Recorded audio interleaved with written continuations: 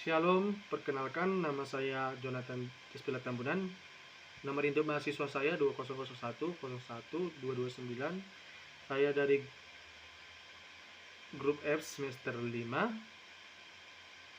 Tujuan saya membuat video ini untuk memenuhi ujian akhir semester saya dalam mata kuliah homiletika. Baiklah, sekian dari perkenalan saya. Terima kasih. Baik, sebelum kita mendengarkan firman Tuhan, kita berdoa terlebih dahulu. Allah Bapa yang bertata dalam kerajaan surga, kembali anakmu ini mengucap syukur di mana atas berkat-Mu pada hari ini, sehingga anakmu ini memperoleh napas kehidupan hingga pada saat ini. Tuhan, Kau tahu pada saat hari ini, sebentar lagi hamba ingin menyampaikan sebagian dari firman-Mu. Kiranya apa yang menjadi firman-Mu dapat sesuai dengan kebenaran. Kiranya urapilah hati dan pikiran hamba-Mu ya Tuhan, supaya juga menjadi berkat bagi setiap banyak orang. Di dalam doa anakmu, aku berdoa dan mengucap syukur. Amin.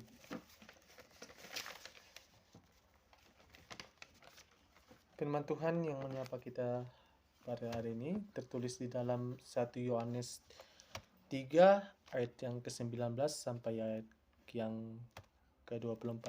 Beginilah firman Tuhan.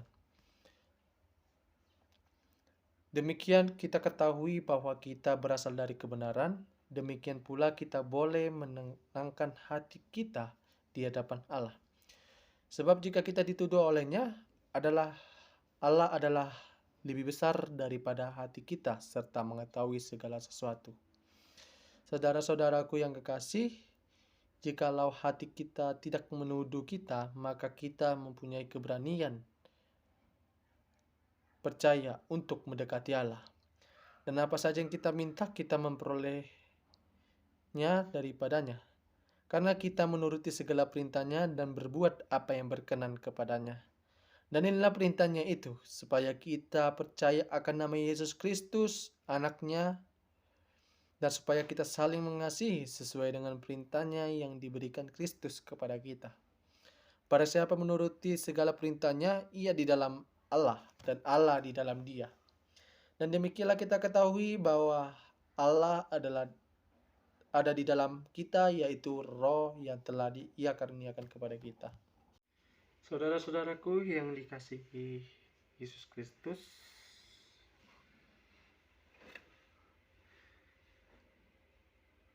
tema kita hari ini yaitu menuruti perintah Tuhan.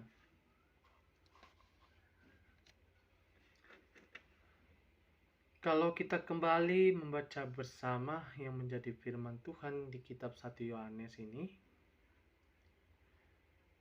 bahwa dikatakan di sana membicarakan tentang keyakinan di hadapan Allah. Daripada itu, maka di ayat yang ke-19 saya baca kembali buat kita semua. Demikianlah kita ketahui bahwa kita berasal dari kebenaran, demikian pula kita boleh menenangkan hati kita di hadapan Allah. Jelas, saudara-saudaraku, di ayat yang ke-19a-nya dikatakan di sana kita berasal dari kebenaran. Nah, jadi di kitab 1 Yohanes 3 ini itu dituliskan kepada kita untuk meneguhkan keyakinan dan kepercayaan kita kepada Allah. Jadi pembacaan bahwa benar Yesus itu adalah anak Allah bukan pemahaman kita sendiri tentang pemahaman yang tidak menjadi suatu kebenaran. Maka daripada itu, di ayat yang ke-19b sampai ayat yang ke-21 dikatakan di sana pada konteksnya sendiri atau pada garis besarnya adalah menenangkan hati. Nah, di menenangkan hati di hadapan Allah itu bisa kita secara langsung memahami setiap dari isi hati pada manusia. Karena daripada itu kita tidak secara langsung memahami apa yang menjadi isi hati manusia itu sendiri. Bahkan dikatakan di sana bahwa hati manusia itu bisa saja menuduh dirinya sendiri.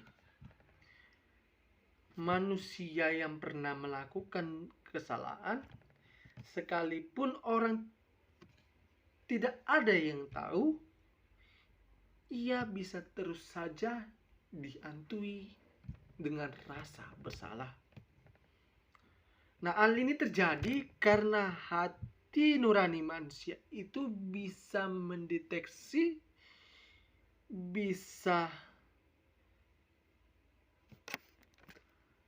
menyadarkan kita secara langsung bahwa ada sesuatu perbuatan salah yang kita lakukan. Tetapi di ayat yang ke-19 sampai ayat yang ke-9 sampai ayat yang ke-20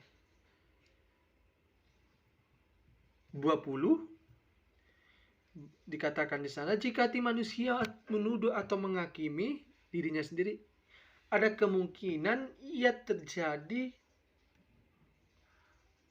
tidak mempunyai suatu keberanian dan keyakinan untuk menghadap kepada Allah, kepada Yesus Kristus. Maka di dalam hatinya sendiri pasti akan dipenuhi dengan rasa-rasa yang dia lakukan dengan perbuatan kesalahannya.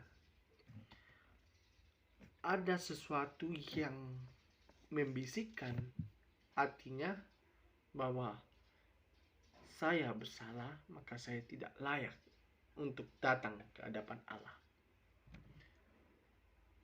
Maka alangkah jika salahnya disadarin, untuk secara langsung terbuka kepada Allah dan menyampaikan setiap kesalahan dan perbuatan kita. Nah, apa yang dilakukan hati manusia sendiri bisa saja mengarah perbuatan yang positif dan perbuatan yang negatif. Karena itu teks ini menjelaskan kepada kita untuk menjaga hati nurani kita. Kita diberikan pengetahuan oleh Tuhan, maka gunakan itu sebaik-baiknya. Ketika pengetahuan kita berasal dari Allah, berarti pengetahuan Allah lebih besar dari segalanya. Maka dari itu, setiap pengetahuan yang diberikan Allah kepada kita, itu pengetahuan yang berasal daripada Allah. Maka dilanjutkan di ayat yang ke-22-nya, dikatakan di sana, dan apa saja yang kita minta, maka kita akan memperoleh, karena kita menuruti segala perintah dan perbuatan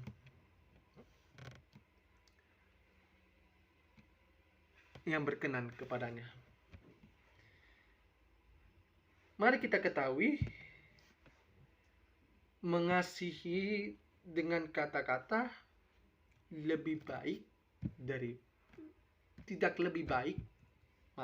tidak lebih baik dari mengasihi dengan perbuatan. Maka daripada itu, jangan kita tidak percaya, maka kita tidak yakin untuk menghadap Allah. Ketika kita tidak ada keyakinan, tidak ada kepercayaan diri kita untuk menghadap Allah atas kesalahan kita, maka kita jadi malas beribadah, malas untuk ke gereja, malas untuk berdoa, malas untuk membaca Alkitab, karena tidak adanya lagi dalam dirinya hati nurani untuk meminta pengampunan, karena dia sudah dihantui dengan yang namanya rasa bersalah. Nah,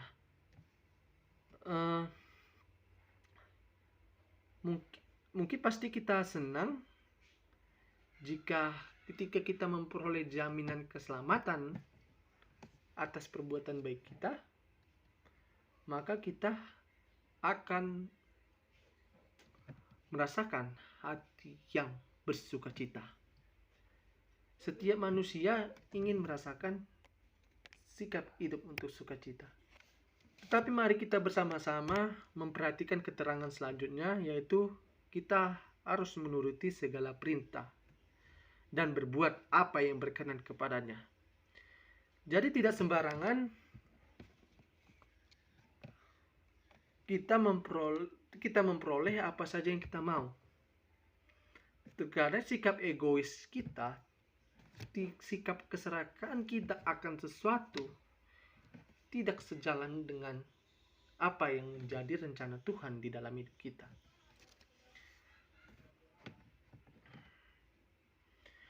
Perintah Tuhan ini bukan saja suatu perintah yang ingin untuk kesenangan Allah sendiri, melainkan perintah Tuhan adalah rencana Tuhan untuk hidup kita yang selalu dipenuhi dengan rasa sukacita.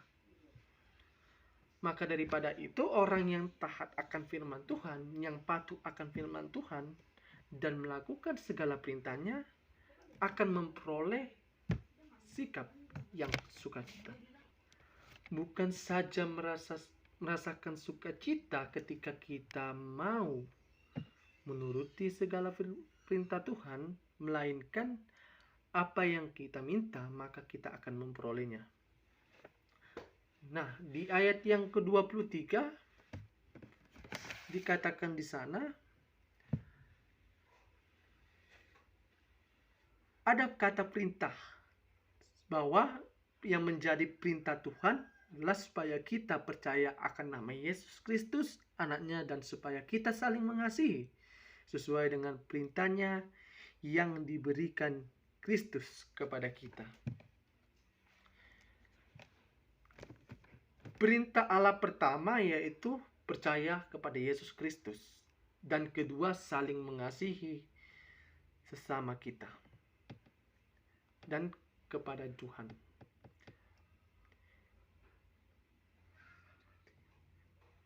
Inilah yang harus kita buktikan kepada Tuhan.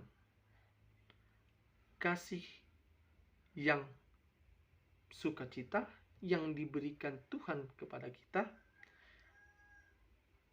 harus kita tunjukkan di hadapan Allah dengan membuktikan kepada Tuhan bahwa kita taat akan firman-Nya. Perintah Tuhan tadi dikatakan di sana untuk saling mengasihi, karena Yesus sendiri sudah terlebih dahulu mengasihi kita.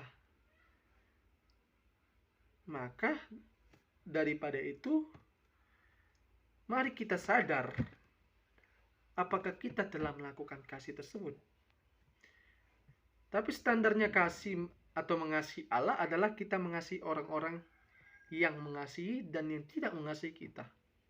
Sebab kita telah lebih dahulu dikasihi oleh Allah. Kita mengasihi juga bukan dengan perkataan atau dengan lidah, tetapi dengan perbuatan dalam kebenarannya.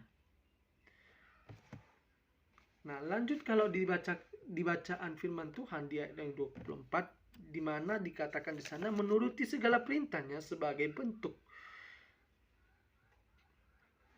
kebersatuan dengan Allah. Orang-orang yang menuruti segala perintah Allah, ia diam di dalam Allah dan Allah diam di dalam dia. Dengan demikian, nyatalah karya Roh Kudus di dalam dirinya yang telah dinyatakan. Sekalipun roh itu tidak terlihat, karya Allah tidak terlihat, namun dapat kita saksikan dalam diri orang-orang yang hidup di dalam sukacita. Orang-orang yang percaya pasti memperoleh keselamatan karena perbuatan kebenaran, terutama termasuk dalam diri kita sendiri. Maka kebenaran Tuhan mestinya tampak dari perbuatan-perbuatan yang kita lakukan. Makanya yang menjadi poin di dalam firman Tuhan ini, mari kita kuatkan, teguhkan hati kita, yakini bahwa kita adalah ciptaan Tuhan yang paling mulia, yang memiliki pengetahuan dari segala-galanya. Perlu kita merenungkan di setiap Taurat Tuhan. Bagi kita saat ini yang mendengarkan firman Tuhan yang tertulis di dalam Alkitab kita, baik itu ketika kita membaca di dalam situasi dan keadaan kondisi yang sukacita maupun bersukacita, perintah Tuhan inilah yang menjadi peneguh dan penguat iman kita di dalam menghadapi segala pergumulan kehidupan kita itu sendiri. Kita yang harus berhati-hati terhadap apa yang menjadi suatu pilihan kita, apa yang menjadi pemikiran-pemikiran kita, mari kita serahkan kepada Tuhan. Karena Tuhanlah kasih dari segalanya. Dialah Raja dari segala raja.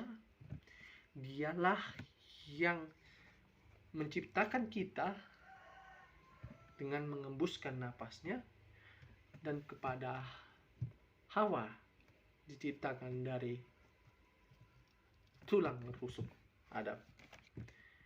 Sungguh besar dan mulia ciptaan Tuhan. Namun ketika kita mau mengikuti yang menjadi perintah dan firman Tuhan, maka kita akan memperoleh yang namanya kasih. Itulah saudara-saudaraku yang menjadi firman Tuhan kita pada hari ini. Mari kita satukan hati kita berdoa. Ya Allah Bapa kami yang berada dalam kerajaan surga,